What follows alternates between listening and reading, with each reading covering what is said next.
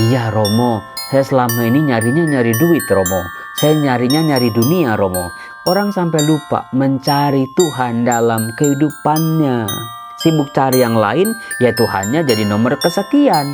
Tapi nanti ketika masalah teriak-teriaknya sama Tuhan. Salam damai sejahtera saudara-saudaraku yang terkasih, pencinta firman Tuhan. Berjumpa kembali dengan Bible Learning with Father Joseph. Saudara-saudaraku yang terkasih, bagaimana kabar Anda hari ini? Saya yakin kayaknya Anda sudah nggak kerja lagi hari ini, karena sudah mulai memasuki libur Natal. Bagaimana tidak Romo? Ini hari Jumat, besok sudah hari Sabtu, nggak kerja. Besoknya lagi Minggu Advent yang keempat, yang paling pendek itu karena malamnya langsung malam Natal. Besoknya hari Senin, hari Natal. Maka dari itu saudara-saudara, betul-betul inilah renungan terakhir dari saya Romo Yosef, supaya Anda siap betul-betul merayakan Natal. Anda datang ke gereja besok tidak dengan hati yang kosong, tidak dengan pikiran yang kosong, tidak dengan pikiran yang bercabang-cabang, tetapi betul-betul sudah mempersiapkan diri. Saudara-saudaraku yang terkasih, Natal itu ya seperti kita melihat bayangan kita di atas sebuah air. Kalau kita masukkan air di dalam sebuah panci, kita bisa melihat pantulan wajah kita, betul? Tapi coba kalau Anda nyalain itu panci itu di atas kompor sampai gelebuk, apakah Anda masih bisa melihat wajah Anda? Pasti tidak Romo. Hati-hati, itulah misteri Natal. Kalau Natal begitu banyak hal-hal yang dari luar mempengaruhi kehidupan kita. Jangan-jangan Natalnya nggak kelihatan, tapi ketumpuk-tumpuk sama hal-hal yang lain. Maka dari itu Natal bisa dimaknai, dialami oleh hati yang bersih. Jangan lagi ada kebencian, jangan lagi ada kemarahan, jangan lagi hanya berhenti pada hal-hal materi, tetapi hati yang baru, hati yang penuh damai. Disitulah kita bisa melihat wajah Natal yang sejati. Nah, saudara-saudaraku terkasih, kalau video-video saya sebelumnya, saya selalu bertanya kepada Anda, apa sih yang Anda pengen minta dari Tuhan? Betul? Kado Natal apa yang Anda harap-harap dari Tuhan? Apa karunia-karunia, berkat-berkat yang Anda minta supaya Tuhan memberikannya kepada hidup Anda? Nah, saudara-saudaraku terkasih, memang hidup kita ini terlalu banyak keinginan-keinginan, tapi ada satu keinginan, harapan, kehendak yang paling penting yang sangat mempengaruhi kehidupan kita, yaitu kehendak dan keinginan Tuhan buat kita. Tuhan, apa yang Kau inginkan daripadaku? Apa yang Kau harapkan daripadaku, anak yang Kau kasihi ini? Saudara-saudaraku yang terkasih, keinginan Tuhan, kehendak Tuhan menjadi kunci memaknai Natal. Anda bisa bertanya kepada saya, Romo, harapan Tuhan yang mana? Keinginan Tuhan yang seperti apa buat saya ini? Lagi-lagi saudara-saudara, kita akan dibantu oleh firman Tuhan, yaitu kisah-kisah kitab suci seputar Natal. Saya akan memperlihatkan kepada saudaraku 6 tokoh dalam peristiwa Natal yang bisa Anda teladani. Jadi dengan demikian, sebelum hari Natal kita sudah siap. Apa sih yang mau kita renungkan? Apa yang mau kita olah? Apa yang mau kita betul-betul maknai di Natal tahun ini? Lalu juga nanti dalam perayaan Natal, mungkin gereja penuh, mungkin gereja hiruk pikuk, ada anak-anak lari-larian, ada petugas misa yang super sibuk, atau Anda mungkin berdirinya di tempat parkir karena gerejanya penuh. Tetapi Anda tahu apa yang Anda mau olah, apa yang Tuhan mau katakan untuk hidup Anda, apa yang masih kurang dalam diri kita, saudara-saudaraku yang terkasih. Nah, nanti sepulang dari perayaan Ekaristi Natal, Anda juga masih memegang ini yang mau saya olah sepanjang hidup saya, berkat kasih karunia Natal. Itu maksudnya. Maka dari itu saudara-saudara, saya sudah siapkan 6 angka di samping saya ini. Angka 1, angka 2, angka 3, angka 4, angka 5, dan angka 6. Di balik angka-angka ini ada pribadi-pribadi yang diangkat kisahnya seputar kisah kelahiran Yesus Kristus. Silakan pilih dari sekarang, tulis di kolom komen. Ayo, Anda yang masih malas-malas nulis di kolom komen, ayo mulai dari sekarang biasakan. Karena itu sangat berguna buat penyebaran video-video Bible Learning kemana-mana. Karena videonya dianggap mampu berinteraksi dengan penonton. Oke, sudah saya lihat itu, wah ada yang 1, 2, 4, 6, waduh. Oke, kita buka satu-satu ya. Apa yang diharapkan Tuhan dari diri kita? Apa yang bisa kita persembahkan, apa yang harus kita olah, apa yang harus kita bentuk lagi dalam kehidupan kita. Oke, saya buka satu per satu. Angka 1, apa yang ada di balik angka 1? Lebih tepatnya, pribadi seputar Natal yang mana yang ada di angka nomor 1. Di angka nomor 1 kita diminta oleh Allah untuk percaya seperti Maria. Percaya seperti Maria. Waduh Romo, tahu aja Romo. Akhir-akhir ini iman saya Romo mulai goyang-goyang. Iman saya kayaknya nggak mendalam-mendalam juga. Iman saya masih di permukaan Romo. Iman saya masih ditentukan oleh situasi dan kondisi Romo. Iman saya seringkali Romo hanyut oleh pergaulan-pergaulan. Temen ngomong apa saya ikutin. Kalau positif, kalau negatif saya ikutin juga Romo. Kalau enggak nanti dibilang nggak gaul. Saudara-saudara, Tuhan mau Anda ketika Anda sebelum perayaan Ekaristi, pada saat Ekaristi, setelah Ekaristi selesai, perayaan Natal, Anda fokus nih pada figur Maria. Figur Maria yang mana? Yang seperti apa? Belajarlah dari rasa percayanya. Rasa percaya Maria betul-betul, meskipun dia berhadapan dengan hal-hal yang sulit untuk dia percayai, dia tetap percaya tanpa keraguan. Meskipun hal-hal yang didengarnya dari malaikat Gabriel menakutkan hatinya, tetapi dia lebih memilih untuk percaya. Bahkan Maria tidak egois, dia membagikan kasihnya kepada Elizabeth, dia melagungkan kidung Maria, dia betul-betul tampil sebagai pribadi yang luar biasa di kisah seputar Natal Yesus Kristus putranya.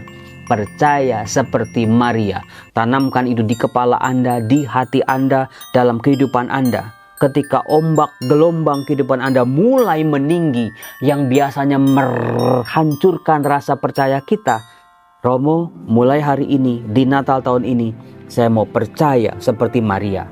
Jadi nanti ketika bacaan Ekaristi dibacakan, Anda fokus pada figur Maria. Seperti apa sih rasa percayanya? Kenapa sih Maria bisa percaya kayak begitu? Kenapa Maria kok bisa mempersembahkan hidupnya secara total? Itu yang diminta Tuhan pada Anda yang memilih angka nomor 1. Oke? Kemudian yang kedua.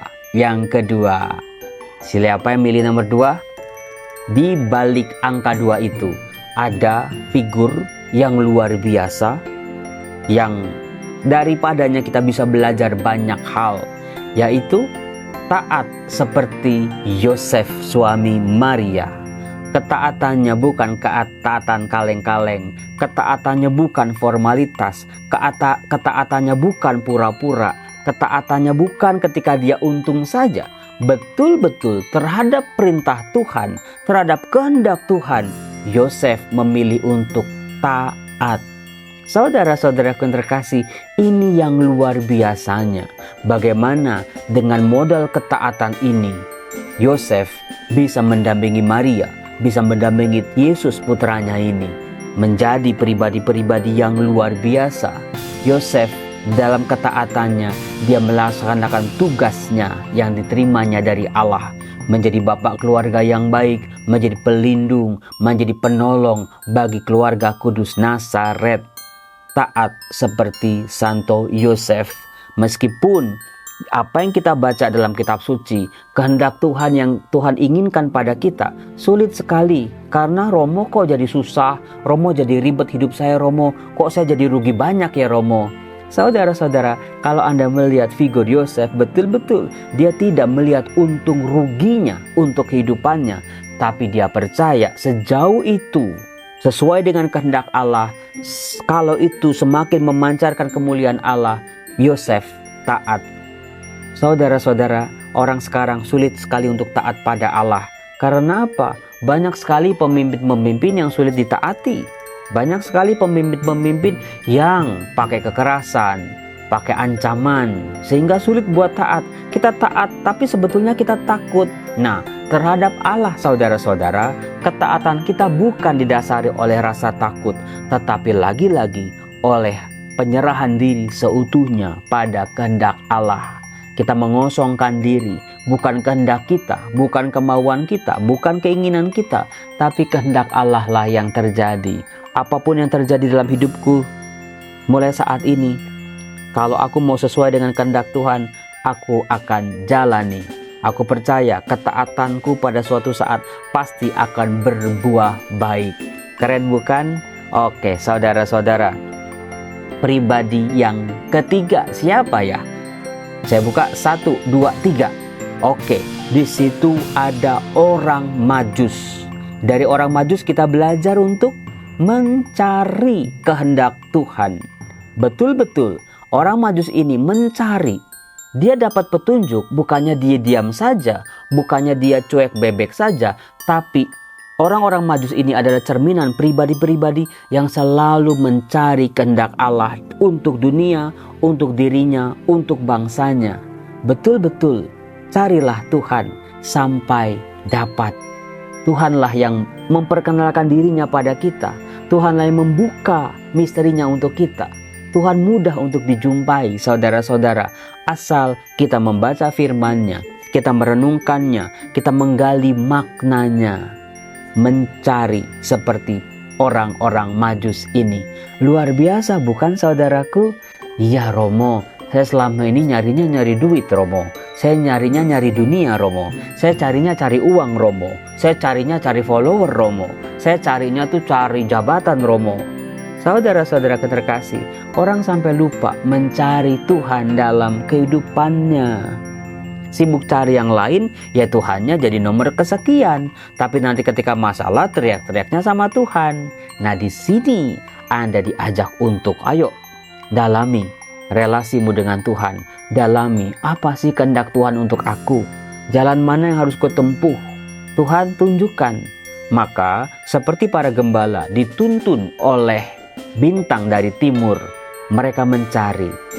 Mereka menemukan dan terus berusaha sampai akhirnya mereka berdiri bersujud di hadapan Sang Maha Kudus, bayi Yesus yang lahir di Bethlehem. Saudara-saudara, percayalah kalau Anda selalu mencari kebenaran sabda Allah, kebenaran sabda yang difirmankan oleh Tuhan dalam kitab suci, Anda akan menemukan dan hiduplah dalam kebenaran itu. Nah, itu maksudnya. Hidup kita itu baru berhenti mencari ketika kita sudah menghembuskan nafas terakhir kita kok. Betul-betul. Carilah Tuhan selagi Ia mudah dan mau ditemui.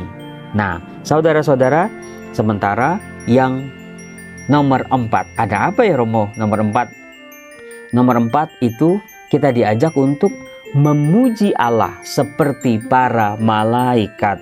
Sebagaimana diceritakan dalam Injil Lukas bukan? Para malaikat memuji Allah di tempatnya yang maha tinggi. Ketika Yesus lahir di kandang Bethlehem, betul-betul para malaikat memuji kemuliaan Allah. Saudara-saudaraku terkasih, seringkali kita malas memuji Tuhan. Seringkali kita malas bersyukur sama Tuhan.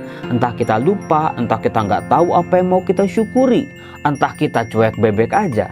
Saudara-saudara, mulai hari ini, pujilah Tuhan dalam kata-kata, dalam tindakan, dalam sikap, dan perasaan hidup kita.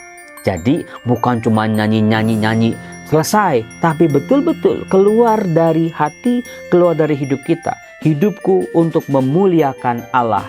Hidupku aku gunakan untuk memuji Allah. Karena memang Allah layak untuk dipuji. Allah lah tujuan dari puji-pujian kita. Karena apa? Takutnya saudara-saudara kita lupa bahwa diri kitalah yang harus dipuji. Lama-lama kita haus pujian. Lama-lama kalau nggak dipuji orang kita sakit hati. Lama-lama kalau nggak ditepukin orang kita mutung. Karena apa? Kita lupa yang harus dipuji adalah Allah, bukan diri kitanya sehebat apapun kita. Contohlah para malaikat ini. Mereka memuji Allah dengan suara nyaring, dengan sorak-sorai dan penuh sukacita. Bukan puji-pujian yang bohong-bohongan, bukan puji-pujian yang asal Bapak senang, bukan puji-pujian yang cuma formalitas belaka, tapi memuji Allah dengan segenap hati. Terima kasih Tuhan, Engkau sungguh baik. Terima kasih Tuhan, Engkau mau lahir ke dunia ini. Terima kasih Tuhan, karena Engkau menguatkan kehidupanku setiap hari, setiap detik. Itu dia. Pujilah Tuhan dalam doa, dalam nyanyian, dalam sorak-sorai, dalam semua aspek-aspek kehidupan kita. Biarlah tubuh, jiwa, dan roh kita ini menjadi alat untuk memuji Allah.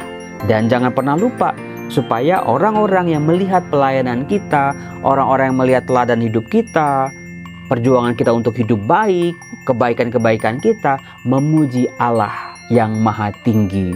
Saudara-saudara, jangan biarkan puji-pujian itu hanya berhenti untuk diri kita. Kembalikan kepada Tuhan yang membuat kita mampu sampai hari ini. Keren banget bukan saudara-saudara? Nah, kemudian yang nomor 5 kita lihat ada apa di situ? Kalau angka 5 ini kita buka, di situ ada para gembala di padang. Dari para gembala ini kita belajar untuk berharap. Nah, ini dia. Seringkali kita capek berharap bukan karena nggak nembus-nembus, karena nggak berhasil-berhasil, karena gagal terus. Lama-lama kita capek dalam berharap. Lama-lama, ya Romo realistis aja lah Romo. Ya udah hidup saya gini-gini aja Romo. Saudara-saudara, iman harus mendasari harapan kita. Dalam berharap, gunakan juga apa yang kita imani pada Tuhan. Tuhan yang tanpa batas, Tuhan yang maha kuasa, Tuhan yang mau memberikan yang terbaik untuk kehidupan kita. Maka dalam berharap, berharaplah seperti para gembala ini. Mereka meskipun coba bayangin, tengah malam orang masih udah pada tidur, orang beristirahat, mereka masih bekerja loh. Dan juga ternak-ternak yang mereka jaga itu adalah milik orang lain, bukan milik mereka sendiri. Mereka punya harapan. Nah, ketika Tuhan membuka harapan mereka melalui para malaikat, mereka langsung dengan spontan, secara antusias yang luar biasa, mereka akhirnya menemukan apa yang dikatakan oleh para malaikat. Seperti itulah saudara-saudara harapan. Harapan yang sejati adalah ketika kita tidak mampu lagi untuk berharap, ketika tidak ada alasan lagi kita untuk berharap, tapi kita masih percaya pada kemahakuasaan Tuhan. Itulah harapan yang sejati. Saudara-saudara, saya yakin banyak dari Anda banyak yang sudah putus asa ketika melihat kenyataan hidup, hutang piutang, anak-anak, problem rumah tangga. Pusing Romo, pekerjaan ditambah lagi. Udahlah Romo, gak usah berharap tinggi-tinggi lah Romo, nanti jatuhnya sakit. Tapi saudara-saudara, kalau kita berharap pada Tuhan, Tuhan akan betul-betul menunjukkan kasih-Nya pada kita. Bahkan Tuhan memberikan lebih dari apa yang kita harapkan. Nah, keren bukan? Lalu yang ke angka terakhir, kita diminta untuk mencintai, mengasihi seperti Tuhan Yesus. Seperti Allah yang hadir dalam bayi Yesus. Manusia yang lemah, tidak berdaya, lahir sebagai manusia. Itulah simbol dari cinta Allah, ungkapan cinta Allah yang luar biasa buat kita. Allah yang memiliki segala-galanya meninggalkan tahtanya untuk bisa menjadi manusia sama seperti kita, berjuang bersama kita, menjadi teladan bagi kita, membuka jalan buat kita untuk bisa mengenal Bapa. Allah yang jauh, sekarang Allah yang dekat. Allah yang mampu bisa mengajarkan, membuka harapan kembali, semangat hidup kembali, mengasihi manusia, bukan hanya secara teori, hanya ngomong saja, tapi betul-betul dengan tindakan, pengajaran, mukjizat, dan juga wafat sengsaranya di salib, serta kebangkitannya. Saudara-saudara, mencintailah seperti Tuhan Yesus. Saya yakin Anda banyak yang sudah mencoba kok Romo, mencintai pasangan hidup, mencintai anak-anak, mencintai orang tua. Tetapi tenaga saya, senjata saya untuk pelor saya untuk mencintai, kadang-kadang habis di tengah jalan. Karena apa? Orang yang kita cintai malah membalas dengan kebencian. Orang yang kita cintai ternyata kita bertepuk sebelah tangan. Orang yang kita cintai ternyata mengkhianati hidup kita. Orang yang kita cintai ternyata menganggap cinta kita itu bukan apa-apa. Itulah yang membuat orang akhirnya capek, habis, ya udah nyerah. Lama-lama jadi orang jahat. Saudara-saudara, kalau Anda belum bisa mencintai seperti Tuhan Yesus, berarti masih ada harapan. Mari cintai orang-orang di sekitar kita, cintai kehidupan kita, cintai alam semesta, cintai bangsa kita, cintai orang-orang yang masih ada pada diri kita seperti Tuhan Yesus mencintai. Hanya itu saudara-saudara, kekuatan kita menjadi murid-murid Tuhan. Keren banget bukan saudara-saudara? Mencintai sampai akhir, mencintai meskipun dikhianati, mencintai meskipun ditinggalkan. Mungkin bagi dunia, bodoh banget sih kok bisa begitu. Tapi buat Allah ternyata kan tidak. Justru ketika kita tidak pernah menyerah dalam mencinta, ternyata di situ selalu ada hal-hal yang luar biasa buat kehidupan kita. Nah, saudara-saudara terkasih, terima kasih Anda sudah memilih angka 1, 2, 3, 4, 5, 6. Itulah pesan Tuhan yang diharapkan Tuhan buat kita. Apa yang mau kita persiapkan sebelum merayakan Natal, apa yang kita fokuskan ketika merayakan Natal. Jadi nanti Natalnya Anda bukan cuma celingak, celingmuk, dengar khotbah nggak ngerti, ya udah ngantuk pada akhirnya. Tetapi Anda punya bahan pengolahan. Tadi angka-angka yang Anda pilih, tokoh-tokoh yang bisa menginspirasi Anda. Saya berharap semoga Natal ini istimewa buat saya, buat Anda, buat keluarga kita, buat rezeki kita, buat bangsa kita, buat dunia kita. Karena apa? Dunia sedang tidak baik-baik saja. Dunia butuh juru selamat yang hadir secara nyata melalui diri kita, melalui kesaksian kita. Salam damai sejahtera saudara-saudara, Tuhan Yesus memberkati. Ngomong-ngomong, saya lagi pakai jaket yang mau saya pakai nanti di misa malam Natal langsung dari Vatikan. Keren nggak menurut Anda? Coba saya berdiri sebentar. Nah inilah jas yang baru saya bikin. Salam, bye-bye, Tuhan berkati kamu semua.